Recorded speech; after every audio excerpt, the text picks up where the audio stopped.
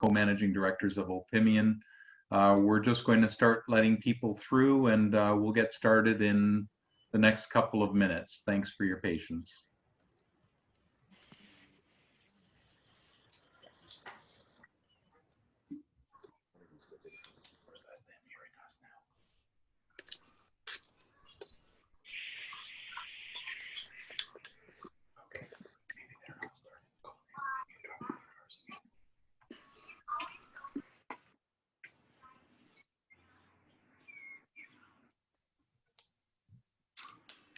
I see that there are many of the usual suspects, and I see that we've got some new people joining us as well. That's marvelous. And again, I'll say that we're going to wait another minute or two as people continue to join the call.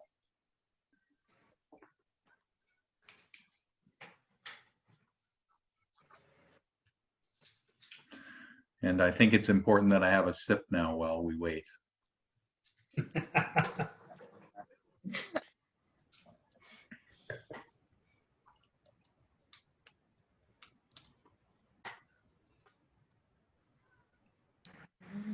Spraying last night, just spraying this morning, and then they've been through tipping the vineyard.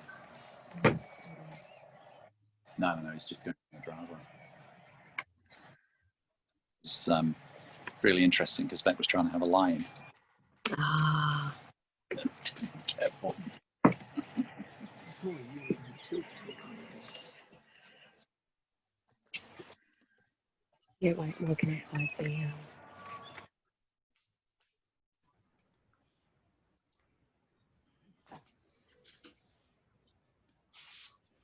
How are we doing, Anais?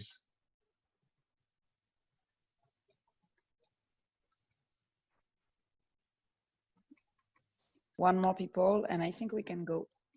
Okay. That's marvelous. Well, hello, everybody. Good evening, good afternoon, good morning, all around the world. Everybody's at a different time zone. I'm Michael Lutzman, one of the co-managing directors of the Opimian Wine Club. And by the wonder of technology, you're just about to get a presentation from Beck Hardy and her husband Richard from Australia. 9:30 tomorrow morning is what it is in Australia. And they're willing to have a tipple with us so that you can see them experiencing their wines. And I think without further ado, I think most of us on the call are Opimian members, so I won't bore you with any of those statistics. And if I may, I'll go over to you, Beck and Richard. Thank you for doing this. Oh, that's our pleasure. And good afternoon, good evening, and good morning from tomorrow for you guys from a sort of drizzly, rainy Blewett Springs, which is a sub-region in McLaren Vale this morning. It's wonderful to dispel the myth that Australia is just always blazingly hot and dry. It's a little bit, as you can see, overcast this morning. And we'll talk a little bit more about the vineyard and the weather going forward. But this is an absolute pleasure to be joining you guys this evening, this afternoon, this morning, for both Beck and I. When we really launched Beck Hardy Wines in 2015, which was while we were still working for Beck's parents, Jeff Hardy and Beck's parents, Jeff and Fiona.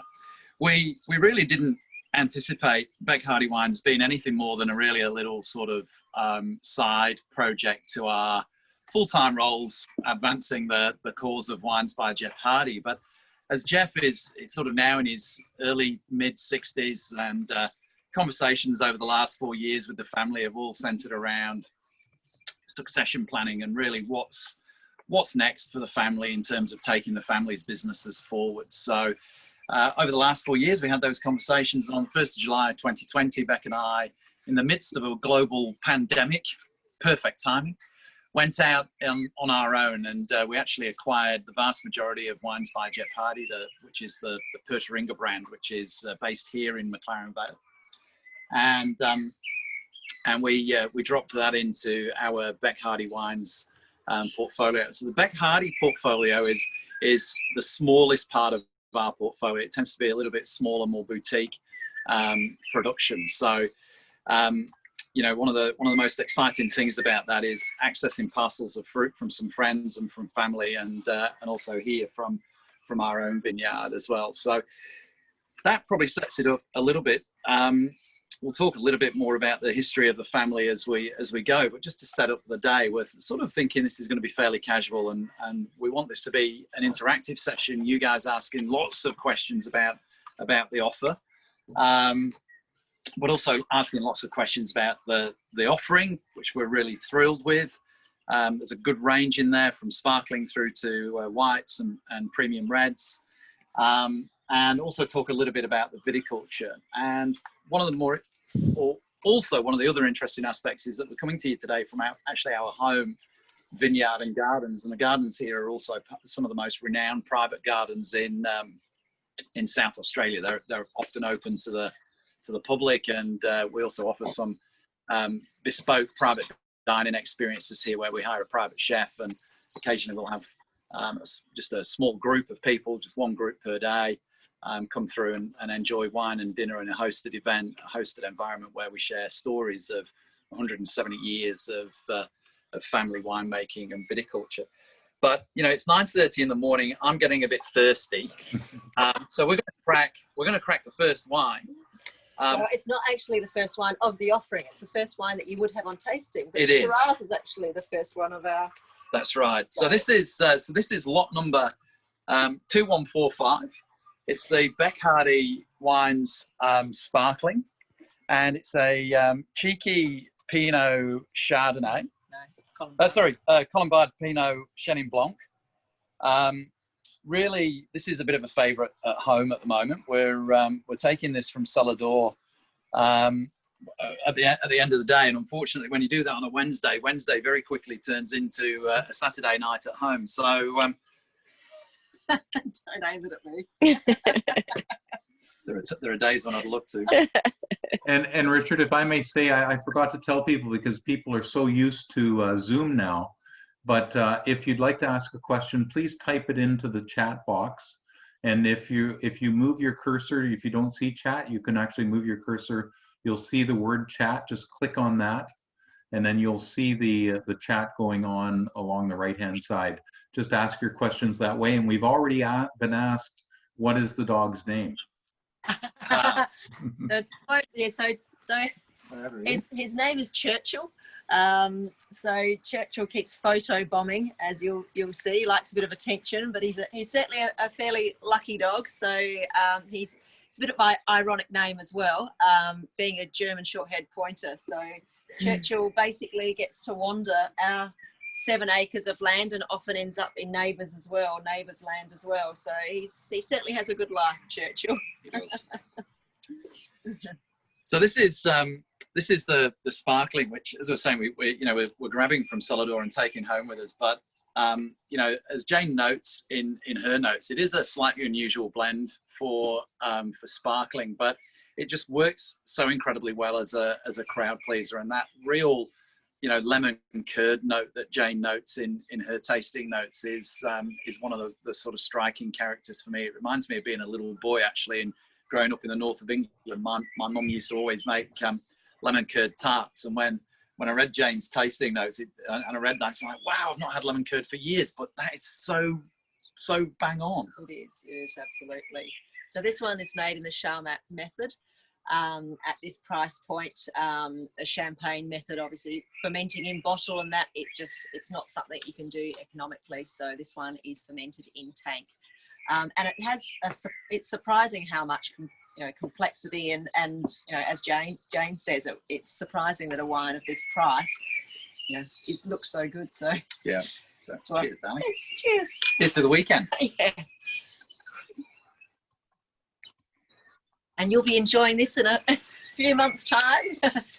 Enjoy this so when would this be? This would be arriving, for those that order it, probably in, I'd say, April, May, is that like right? When the order would probably arrive. I see Greg nodding, so yes. Yeah. April. So just in time for summer over there. So it'll be a nice summer drop for you. So we'll start off with a little walk down to the vineyard, and while we do that, so, you know, one of the things I think I've noticed over the 10-year association that Beck and I have had with Opimian is that, you know, there is maybe a little bit of confusion about, you know, the big corporate hardies, which you guys would see all over the liquor stores in the various provinces through Canada, and Jeff and Beck. And I think that the notes describe it pretty well, but Beck is the 6th generation vigneron from the Hardy family, and it was Beck's great grandfather, Thomas Hardy, that started the Hardy's brand that you see in the liquor stores back in 1853. And he actually started that with an original vineyard only 2 hills back from here, probably about 3 k's. You know, he by the late 1800s, he was widely regarded as the father of the South Australian wine industry, and South Australia being the largest producer, and that's the name of our province, our state. So South Australia is the largest producer of wine in Australia, and 80% of all of Australia's premium wine comes from our state. And South Australia is home to some of the most premium producers in this country in terms of Penfolds, who many of you would know. That's very much a South Australian company, and also, well, obviously Hardy's and Henschke in Barossa Valley. So we have 31 wine regions in South Australia, and McLaren Vale and Barossa Valley, McLaren Vale where we are now and Barossa Valley, are arguably the 2 most internationally recognized wine regions. And South Australia is one of the top 10 wine capitals of the world, along with places like Bordeaux, Porto, Napa, and in fact, there's just been a whole series of international wine awards around that whole great wine capitals of the world. So it's very much, so the Hardy family were very much one of the founding families of the South Australian wine industry, so much so that Thomas Hardy was, you know, an incredibly learned man. He was incredibly well traveled for his time. I mean, even in his 60s, he was, you know, schlepping back to Europe. He was the first winemaker ever to win, the first winemaker from the New World ever to win a medal at the Bordeaux International Wine Show. He traveled extensively to South Africa, to Napa and Sonoma. In fact, he wrote, published in Adelaide in 1885, he wrote one of the first biographies of the Californian wine industry, and you can pick that book up in the States from some bookstores still in California for about $300 US. But it's a really fascinating read. He sent his son James, and this is one of the most incredibly prescient things I've read about him. He sent his son James to China in 1884 to talk about collaboration in the wine industry. You know, this is a man who was there, you know, in 1884 when the rest of the Australian wine industry started going there in about 2010. So, you know, he was some 130 years ahead of his time. And, you know, China is still the #1 destination for exports for Australian wine, but Thomas Hardy was 130 years ahead of everybody else. So one of the great things he did, bearing in mind the colony of South Australia was only founded in 1836, and he started Hardy's in 1853. So it's in the very early days of colonialization. And one of the things that he did do was take all of that learning that he sought overseas internationally, South Africa, US, Europe, China, Asia, and he brought that back to the colony, and he shared that knowledge with the rest of the colony. And at the time, Dr. Christopher Rawson Penfold and Thomas Hardy were contemporaries. Penfold in the eastern suburbs of Adelaide at McGill Estate, where they still have a cellar and a vineyard, and Hardy in the western suburbs, and then down into the southern Vale, which is where we are now. And he was one of the first settlers here in McLaren Vale. And there's stories about some of the trees that you would see around here, particularly the ones by the roadside, would have been planted by Thomas Hardy, and he used to ride his horse and cart with pitchers of water on the back, giving the plants of water. So one of the region's first settlers. So, you know, we're incredibly proud of that history, and that heritage. And in fact, we walked into a hotel for the first time in 7 months just recently, because we're not in lockdown here.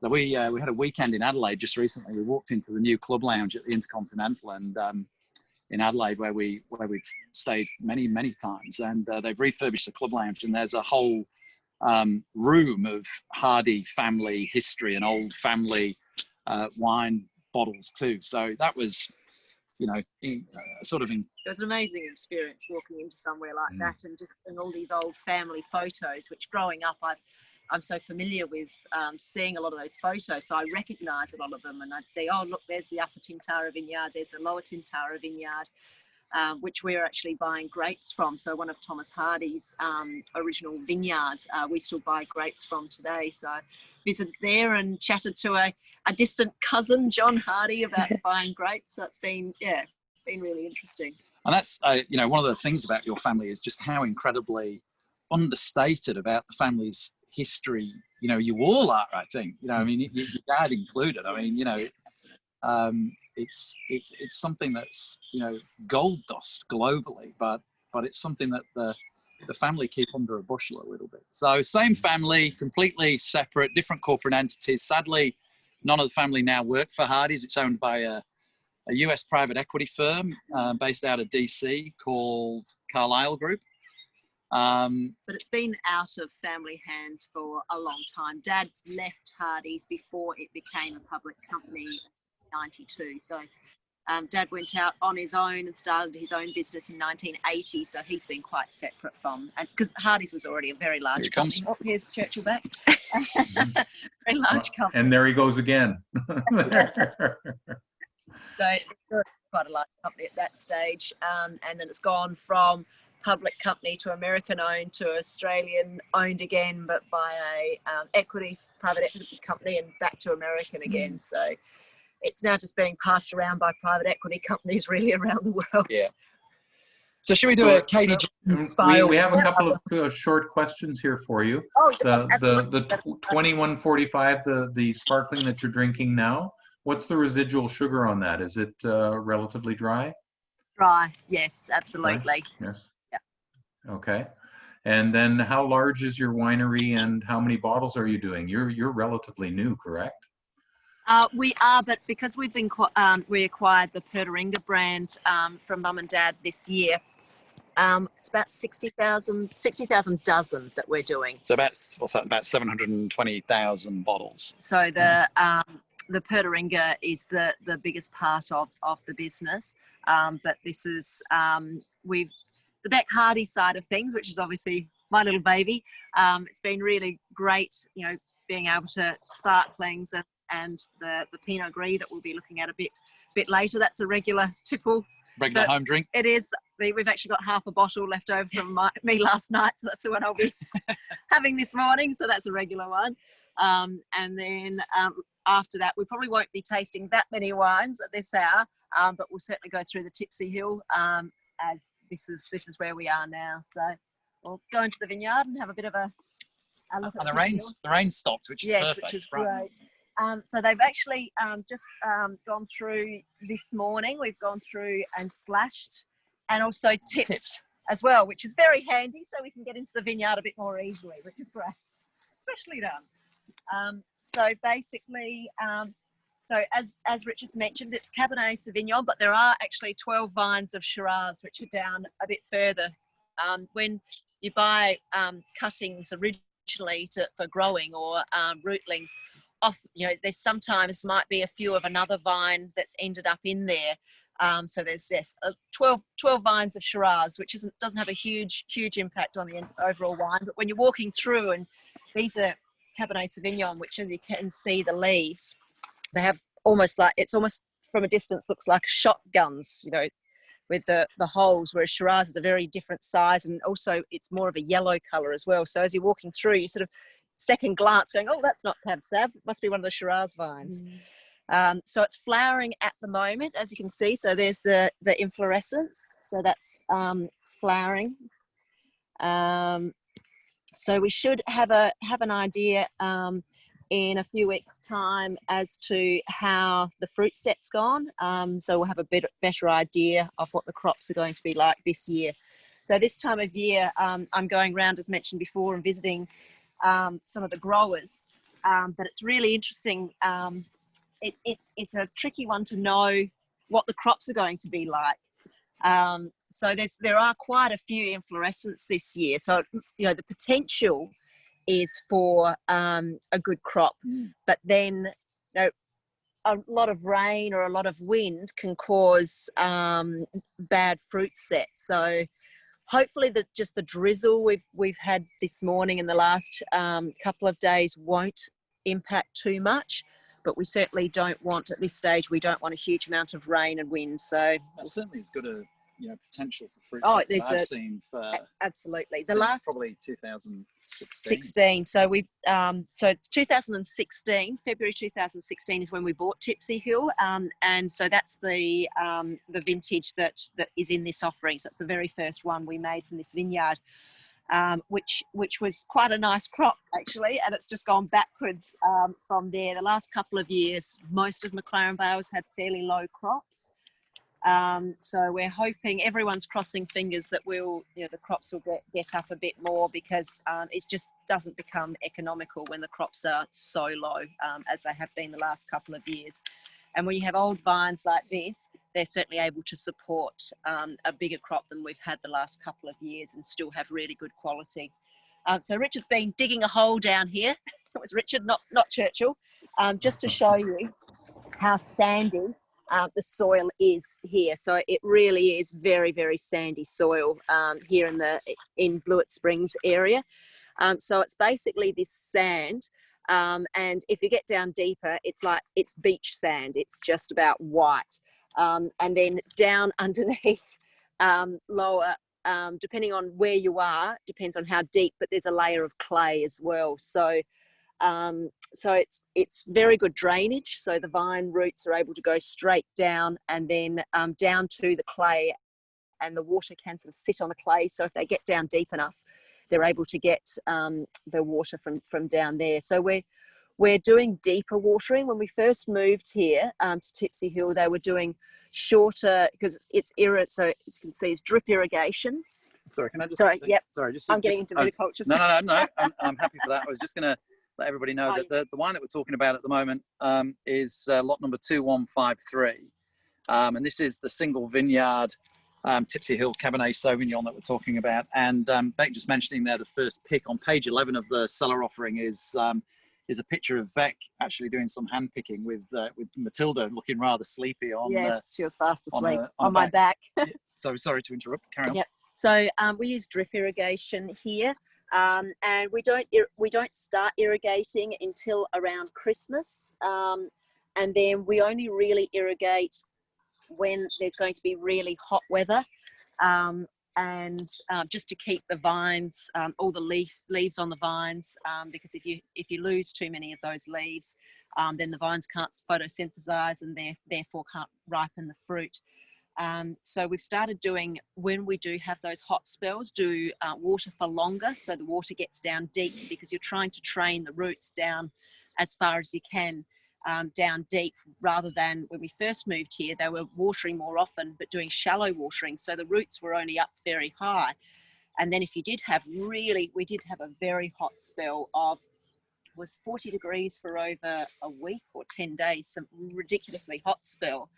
The top of the soil just gets very hot, and so those roots get affected. So that's why it's so important to try and get the roots to go down really deep. So yes, that's the bit about the roots. And one of the things to remember about Australia, it's home to some of the world's most ancient soils. So the soils here are about 25 to 30 million years old. There's a number of different, McLaren Vale's done a great job of mapping geographically the soil types through the region. The office at the Pertaringa Vineyard is actually on a fault line, thankfully not active. But Beck was just mentioning the weather. It's been, I think this year is an El Nino. Yeah. So I think I've got that right. So it's a little bit wetter this year, and it was interesting. A few days ago, we had you know, today's overcast a little bit and was drizzling when you guys first came online, but fortunately you brought some of that beautiful Canadian weather with you, because it won't be cold there now, will it at all? I don't think. Not yet. You'd be surprised. We've been getting some really good weather in the east for sure. Oh, wow. There you Yes. go. So, you know, it was 33 degrees the other day. It was the hottest day that we'd had for 10 months. And then, you know, today just a max forecast of 17. And that humidity is obviously, you know, prone, you know, vines are prone for disease, particularly as, you know, our next door neighbors have a derelict vineyard of Chardonnay. So that actually puts a little bit more disease pressure on the vineyard here. So, you know, it's great to have Beck's, you know, viticultural expertise. She studied viticultural science at uni. So Beck's out every other day walking the vineyard and just checking on the vine health, and at the first sign of any disease, then or mildew, we can take, you know, pretty quick action.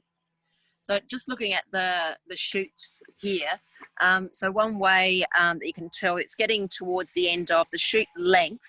So there's the shoot tip. That's still slightly in front of these bigger leaves, which means that it is still growing slightly. At the beginning of the season, the leaves are, whoops, can you hold that, sorry? Oh, yeah. Oh, I know. we can top up on a pit stop on the way back. The leaves, the big leaves, when they're way back there, that's because the shoots are really, you know, they're growing very quickly. Whereas once these bigger leaves go past the end of the tips, that means that the shoot length has stopped. So the shoot length certainly slowed down now. So we're getting to pretty much as long as the shoots are going to get. They'll only get a few inches longer than what they are now. And so then all the energy starts going into the fruit once that's all set. So you can actually see here some of the fruit set that's actually happened. See, they're actually the berries that are going to start forming. So that's quite good at this stage. So looks like a lot of the berries, a lot of the flowers have set, and we will be getting certainly that one bunch will be looking quite good and will be quite full. But then next to that, this one's still this one down here is only just at flowering. So they do take a couple of weeks to go through flowering. And also there is a little bit of variation here between the bottom of the hill and the top of the hill. Yeah. Talking of which, can you just shout church if it's down near the road? Okay. So we'll just let's take some questions before we move on, I think. Mike, there was another one about how much of your wine you export. Good question. Yeah. So it's interesting. So, you know, prior to 1 July, the business that Beck and I ran, you know, the Jeff Hardy business, having run that for a decade, you know, we knew that as intimately as we probably know each other. Post 1 July, taking over Jeff's largest brand and dropping that into a new entity in the middle of a 1 in 100 year global pandemic, at a time when we've just picked a fight by poking our best trading partner in the eye with China. And that's a whole other story. It's really sort of quite difficult at the moment to get an entire handle on the business, because there's just so many different layers of challenges that we're, you know, reforecasting cash flow and reforecasting our P&L virtually, you know, every week or two at the moment. But historically, we've been about 2/3 export, 1/3 domestic, and that might sound a lot. However, we're going to remember about the competitive landscape in Australia is that there's about 2,500 Australian wine brands and 23 million, and a population of about 23 million people. Yet, if you go further north into the immediate Asian region, you've got China, which has just had a voracious appetite for wine, including Canadian wine in recent years. You know, country of 1.4 billion people and the greatest movement of people from poverty and middle class in human history. So that, you know, and they have an insatiable demand until recently for Australian wine because of our clean, green, pristine environment. Also skewed by the fact that we have a visa system to allow Chinese migration around what they call a serious investment visa. So that's skewed it a little bit. But then, you know, in our region here in Asia, there's so many more emerging markets where economic growth is powering ahead. You know, Indonesia, for example, is our second largest market.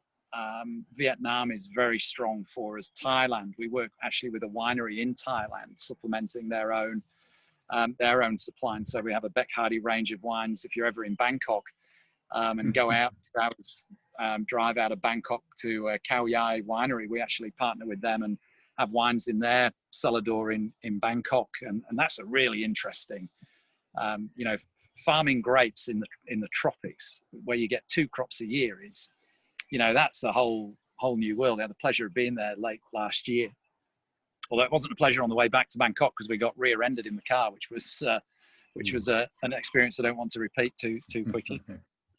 And if I may say a couple of things about the Tipsy Hill that you're in, it's wonderful to be able to see the vineyard where the wine is being grown that I'm going to be buying now. And I did want to tell everybody on the call that it's unusual as Opimians that you're going to be able to buy that wine in a 2-pack, which thank you for doing that for us, Richard. So that's lot 2153, and Anais has put the page number up for you. It's on page 55. That's a new thing for Opimian to have Collector's Corner. We do rare wines that are hard to come by, and we have small allotments. And we sold out 20% of the allotment that we have for this particular wine already in day 3 of our 5-week cellar offering. So I don't know if we're able to. I'll have a word with Beck. Maybe we can make a little bit more of that available, I think. That might be great, but I'm certainly going to put my order in very quickly before it sells out, before I get mine in. And are you going to be tasting this one as well, the Tipsy Hill? We will. I'm hoping, because we can't see a clock, so I'm hoping you guys can keep us on track with timing. So do we know how long we've got left? Yeah. We're half an hour in, and we want to keep it to an hour or an hour 15, something like that. So the short answer to the question is, I think currently it's about 2/3 to 1/3. The markets where we're not currently present are probably markets where we really need to be, which is, and this is, you know, the Beck Hardy and the Pöttering label, but we're not in the UK in any significant way, or mainland Europe. And we've recently appointed a consultant south of the border because international travel looks to be off the radar for a little while. We're actually looking at different ways in which we can connect with importers and distributors in market.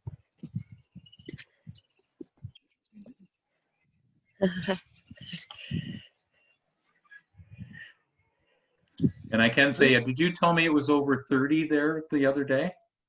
33 degrees a couple of days ago, centigrade, yeah. And one of our members, John, has said that it's -10 in Calgary today. Wow. Jeez. Yeah, and it's been in the teens here in Ontario, so not so bad. The hills around here, so where we are here is a sub-region of McLaren Vale called Blewett Springs. And as Beck said, the soils here are really quite sandy, and it's a little bit cooler than McLaren Vale. But the hills that Hannah's just showing you now over the way there, that's called the Mount Lofty Ranges, and that stretches really the entire length of metropolitan Adelaide and goes as far north, that range of hills, to Barossa Valley, and goes as far south as the ocean. And the ocean's only maybe about 12 k's away from us here, but virtually over the other side of those hills is Beck's parents' K1 vineyard. So whilst we're relatively close climatically, this is the difference between where we are here right now. It has the same MJT as the Southern Rhone, whereas 15 minutes drive over the hill to Beck's parents' place, that's the equivalent of being in Alsace. So if you can imagine driving between Alsace and the Southern Rhone in 15 minutes, that's the kind of diversity that we have in wine regions in Australia. And it may seem a big place, but you know, we're only 45 minutes from Adelaide Airport, so you know it's really accessible for people on day trips. Let's go find Beck and grab a glass of the Pinot Gris. Oh, look at that! How good are you? Here we are. She read your mind, Richard. She did. She knows me too well. Yes. Yeah. I'll finish that. I'll finish it for you. Yeah, funny. Yeah, there's only 2 glasses. So, scrambling at my notes here. Maybe Anais can help me with the lot number for the Pinot Gris.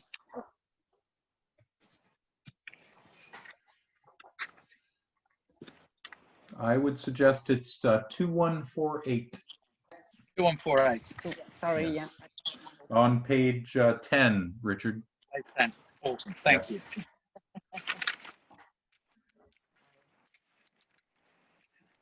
Jane says it's a fruit cocktail. I just think it's yummy. It's got a beautiful viscosity. One of the most attractive things I think about this wine is just the viscosity on the palate. But I'll let Beck talk a little bit more about that. So this one, the image, it's a little bit more of a slightly pink hue than what is in the image, which I was probably struggling to find it, looking for the. So that's the Pinot Gris, which is obviously quite common with Pinot Gris. Is that a variety that you have very often in your offerings, or is it one that's a bit out there? Or We're certainly familiar with the grape, no question. Yeah. Yes. So this one, as I say, this was the one last night.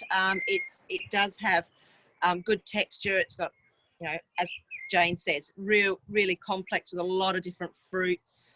It's just looking, a lot of melon, just great. And a crowd favourite at Cellar Door, where we have it on tasting as well. One of the interesting things about the colour is often you do get some Pinot Gris that is sort of more of the colour of Sauvignon Blanc, and that is often when it's been sort of over filtered, and often that strips out a lot of the colour, because the colour, particularly here in Australia, I'm not so sure about Alsace or international versions, but certainly here people do see the colour and are sort of sometimes a little bit off put by it, whereas so it's a little less commercial in Australia, but certainly we prefer it this way because texturally and just from the flavour profile it is just so much better for it. And the good thing is, when people are tasting it at Cellar Door, they get to taste it and go, oh yes, that does taste good. Often that there's things that people might be put off by a colour, but then once they actually taste it, they go, no, that does look really good. So yes, it's almost like really well. I mean, the colour, if you can't see it, is almost like an anemic Provence rosé type colour. That sort of grey pink that's so typical of Pinot Gris. Yeah, it's lovely. No. Oh, your red dress behind it. Yes.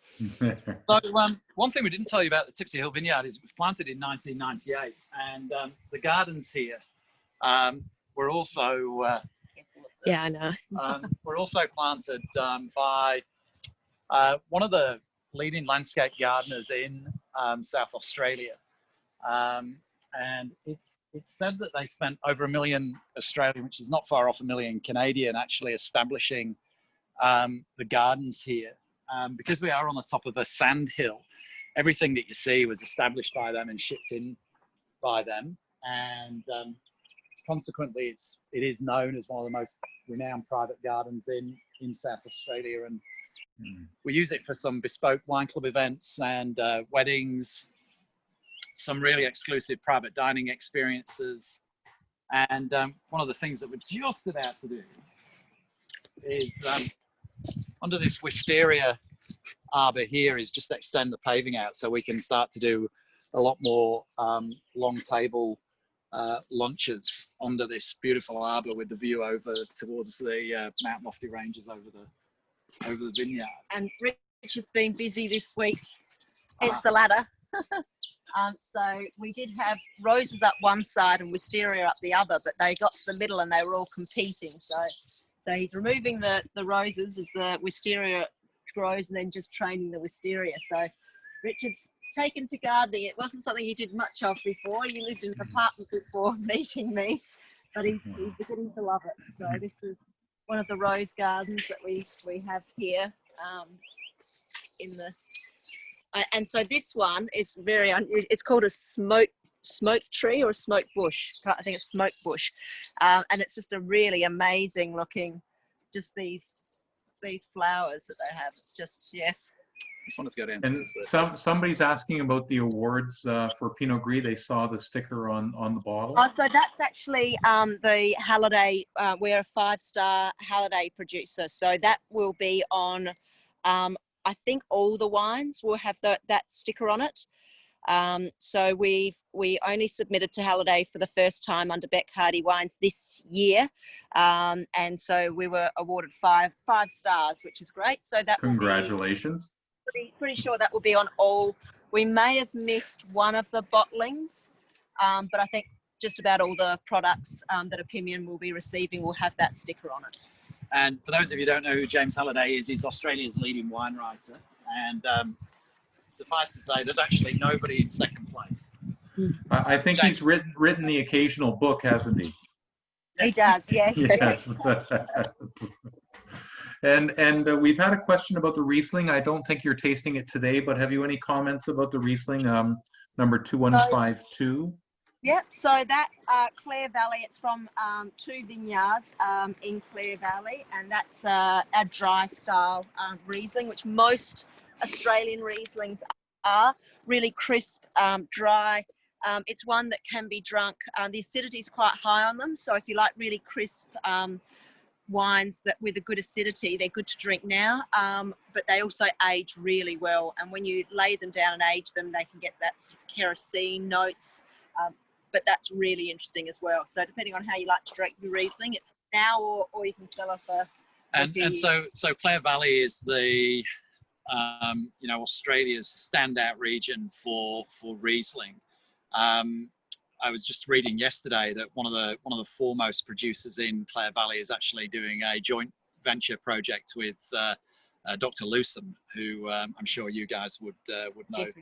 No, Barry family, and of course, and Beck just mentioned Grosset, that their Rieslings from Clare Valley are the standout Rieslings in this country and command really big dollars.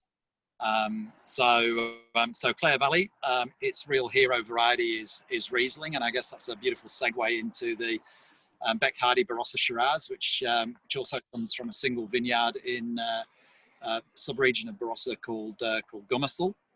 And again, what we sought to do with that wine is through a pal, is to find a wine. It's got a little bit of bottle age on, so 2017, and it's not the reputationally Barossa in Australia is probably going backwards just a tad, because historically the wines have been very big alcohols, 15.5%, big ballsy jammy wines. This is different. This is a real lighter, toned back version of Barossa, but with all the beauty that comes of Barossa Shiraz.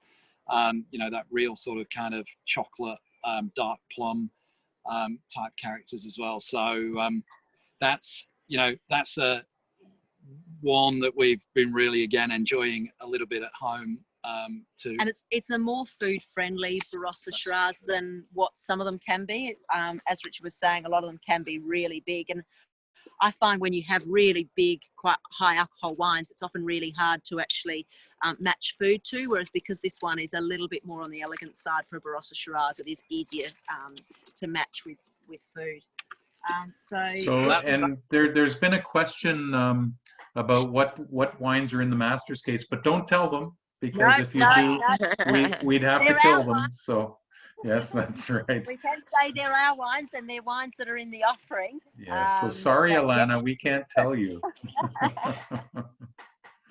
So everybody thinks that the name Tipsy Hill comes from being drunk, right? But it's completely untrue. I mean, it happens, and it happens fairly regularly, but it is actually the name of a specific rose that's fairly rare, that's planted on the property here by the previous owners, and it's called Tipsy Imperial Concubine, and it's a 6th century Chinese tea rose from the Tang Dynasty, which is fairly rare in the West. And it's named after one of the 4 beauties of ancient China called Yang Guifei. And Concubine Young was a concubine in to one of the emperors in the Tang dynasty, and it said that the perfume from the rose made her feel lightheaded or tipsy, and so that's where the name of the property comes from, which was given to us by the previous owners. And you'll notice that the birds have been attacking the shoots. Yeah. So we get a lot of sulfur-crested cockatoos and yellow-tailed black cockatoos, Yeah. rosellas. So things that, you know, in the northern hemisphere are often kept in cages. They fly around willy-nilly here and get at your roses. And also figs is a favorite. They love figs. Yeah, so for the roses, and they do often do it to young vineyards as well, if they just sit on the wire and just chomp through the young shoots. I don't know if they're even they don't tend to eat them. I don't know if they're just getting moisture from the shoots or if it's just fun that they just sit there and just chomp the shoots. So they sometimes do that to the roses. So there's been a few roses I can see where they've just chomped on the shoots. So I'm going to point the two of you back to that where you began with the full range of the wines that are in the catalog, and if we can.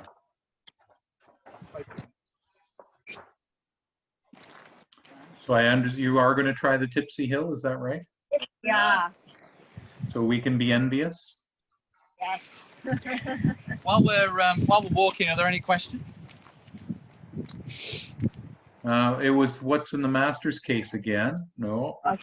And none others. If anybody would like to put questions into the chat, I'm happy to ask them on your behalf.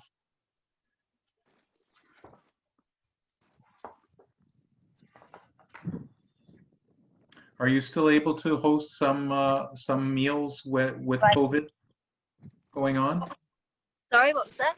Were you able to still host some meals even with COVID going on, or are you having to leave? No. Well, we are now, but not in the in the middle of it. That's the height of it, yes. So South Australia is a province of around 1.4, 1.3, 1.4 million people. We have zero community transmission and have had for quite some time.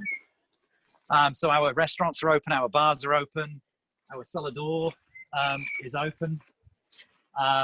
We're allowed to trade virtually normally. The only thing that you can't do at the moment is drink stood at a bar. Everybody has to be seated. But they're about to raise that restriction or remove that restriction in the next few weeks.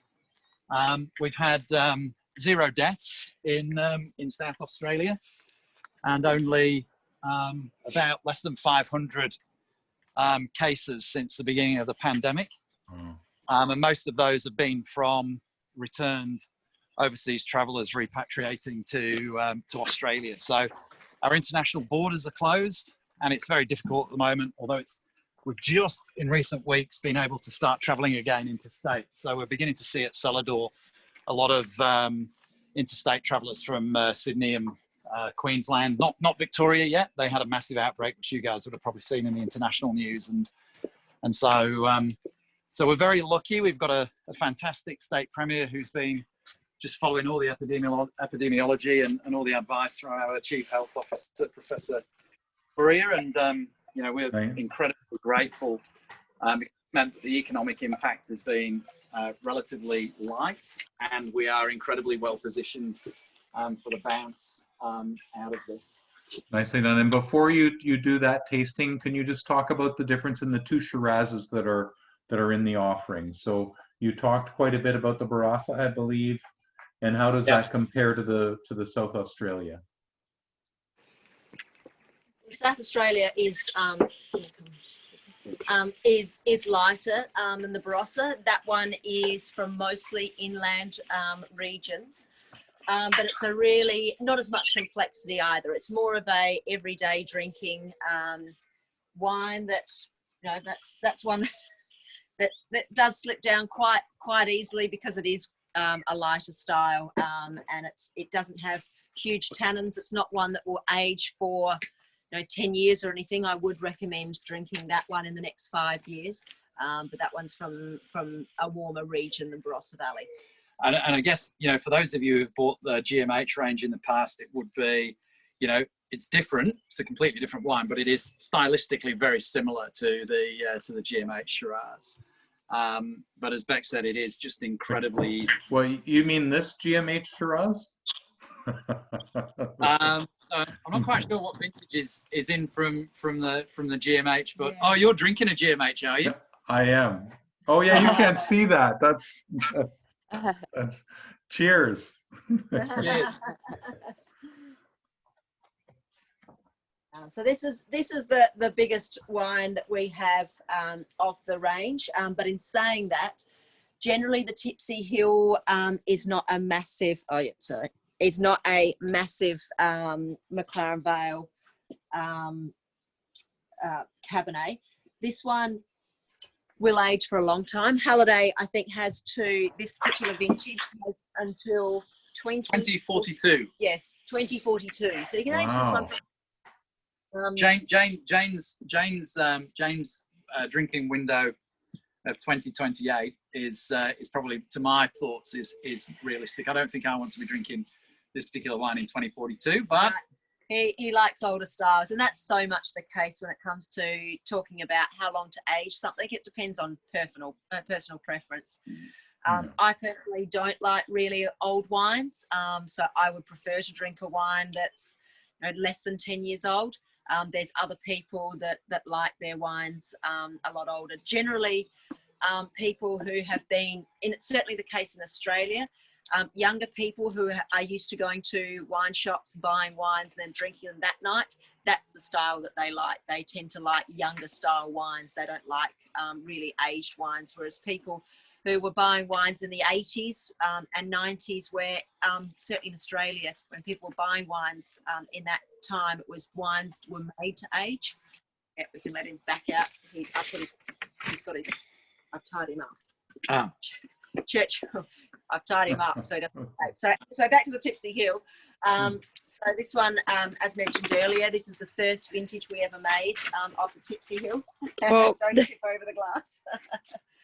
And this one is, so we've got the few Shiraz vines, but it is it'd be 99.9% Cabernet, just that touch of Shiraz, and it is all single vineyard from this vineyard. So it's we had one question coming through on the live chat via the website just on the weekend while I was driving to Puerto-Ringer, and somebody, a member, was asking what's the relationship between the Puerto-Ringer Tipsy Hill and the Beck Hardy Tipsy Hill, and it is in a sense, or it is in every sense, the same wine.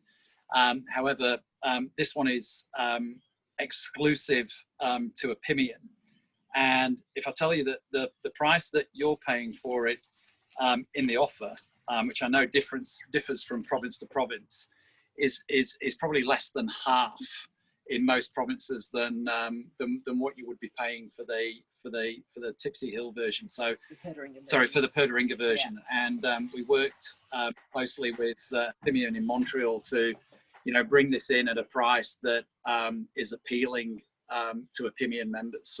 So, and for that, we thank you profusely.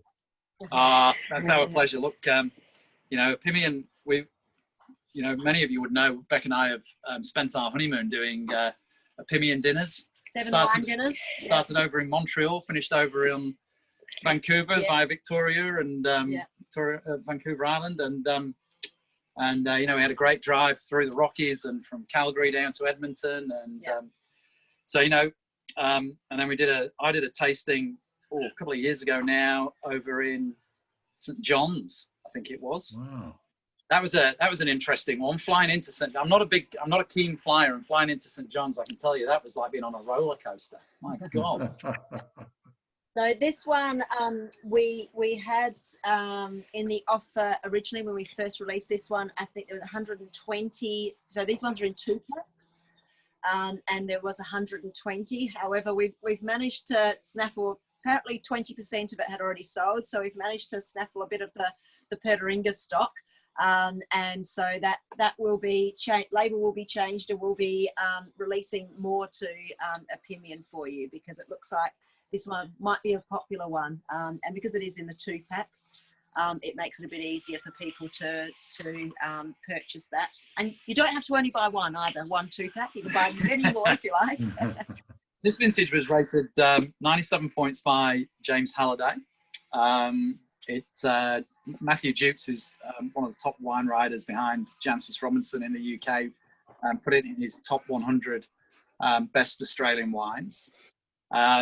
Save up for the vintage as well next year, because the 2017, which will be in next year's offering, has just been rated 99 points by James Halliday. And if I can tell you that there are only 3 99-point Cabernet Sauvignons in Australia, and out of about the 12,500 wines that James Halliday tastes, there's only about 20 each year that get a score of 99, and that's up there. So the 2016 actually beat Penfolds, James's scores on Penfolds Grange and Henschke Hill of Grace. So that's the kind of quality that you're purchasing at a price point where you're not, go into a liquor store and have a look at the price of Grange and Hill of Grace, and you'll be paying about a fifth to a sixth of the price would be my guess. I mean, certainly in Australian prices, this is about a tenth or about a fifth of the price of a bottle of Grange. So bang for buck,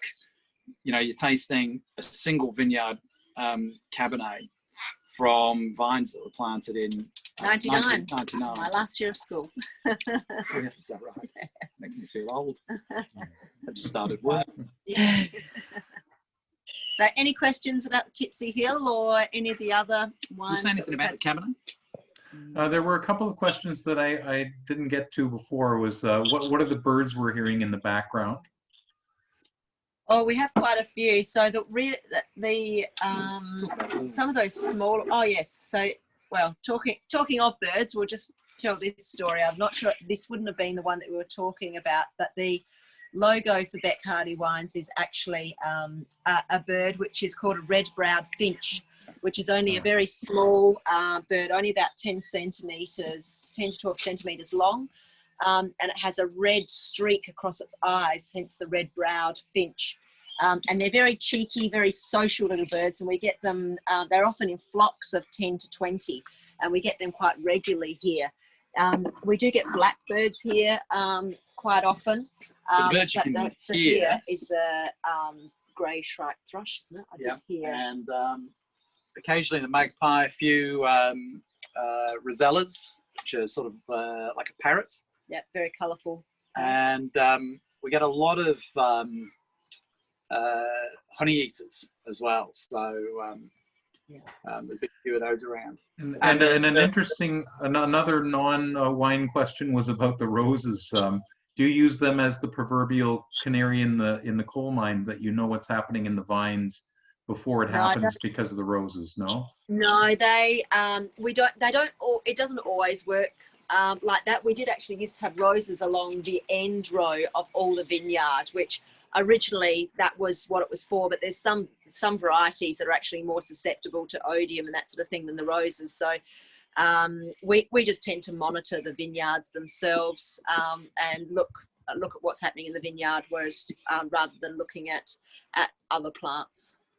Right. And then we're back to the wine. Someone is asking, how many bottles of the Tipsy Hill did you bottle?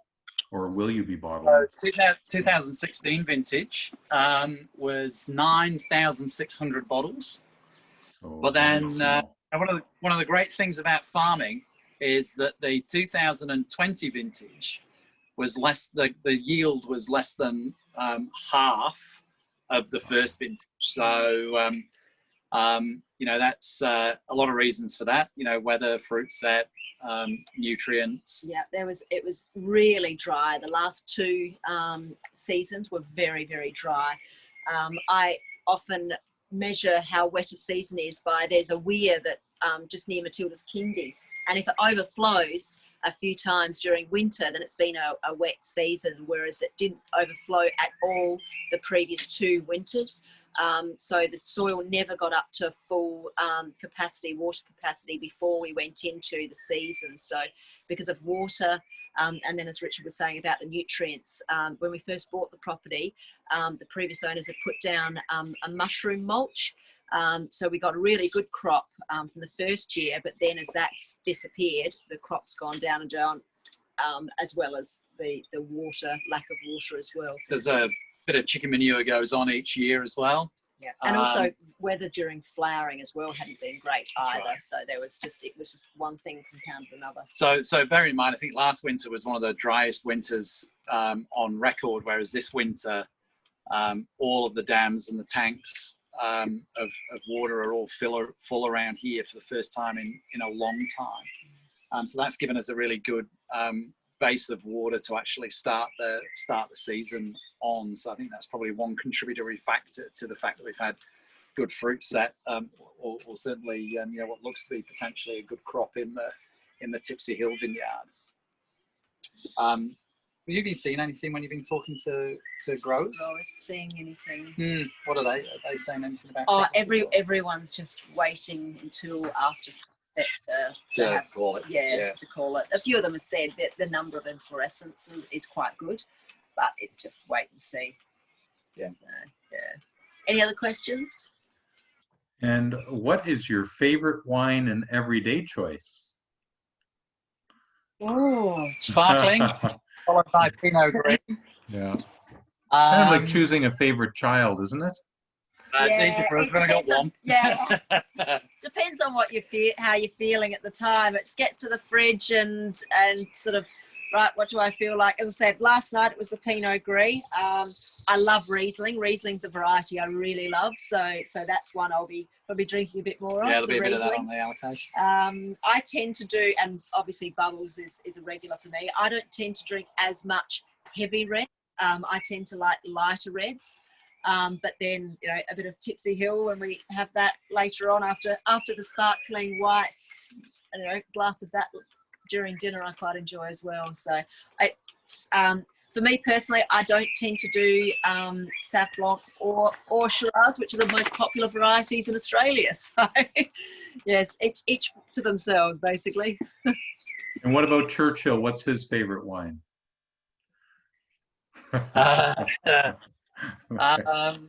His favorite vineyard typical is kangaroo poo. Right. Lovely. Yes. Very Yeah. nice. So that's actually a really, you know, just talking about that because nobody's asked. I mean, it's the sort of usual thing, kangaroo koala thing. So we don't get koalas. Well, we have one koala on the property, and it was really interesting encounter. We have 9 compost bins on the property, and I was around them all. And there's a gum tree, which is the favorite food of koalas. And Churchill was with me, and he was just sat down, and I'm wondering what he was doing. And I turned around, and there's Churchill staring at a koala. And he was sort of pawing the koala, and the koala was pawing him back. But if you've ever seen a koala, they've got really sharp claws. So I quickly pulled him back, and this thing scooted up the tree. But they sleep for 23 hours a day because they're permanently stoned. The eucalypt is basically just like smoking cannabis to these things. There's a saying in Australia, they eat roots and leaves. And so basically they spend an hour to copulate and eat, and then 23 hours for sleeping, which is, and if you've ever heard koalas mate, they do it very, very early in the morning, and they wake you up because it's so bloody loud. Kangaroos, we get kangaroos in the vineyard. Beck was trying to take a leak in the garden one day, and came eye to eye with a big 6-foot kangaroo. I'm now getting the death stare. We didn't R-rate this particular tasting, Richard. So and they do eat. They do have a tendency to eat the shoots in the vineyard, so they can be a little bit of a vineyard pest. And fruit. Birds and kangaroos during ripening can also be a bit of a problem as well. So, you know, a few different pests to what they get in the northern hemisphere. Although, we have foxhole in the vineyard one year, which is problematic for tractors and toppling. And I tuned into, you guys have heard me reference another opinion producer this evening, Katie Jones of Domain Jones, and we tune in sometimes to her vineyard ramble, and she was talking last night about badgers in their Grenache block, And again, she referenced the similar problem that they have, which is badger sets and tractors are a real problem, as are foxes here if you get them in the vineyard. Right. Well, now that Beck is back, then if I can thank you too for doing this.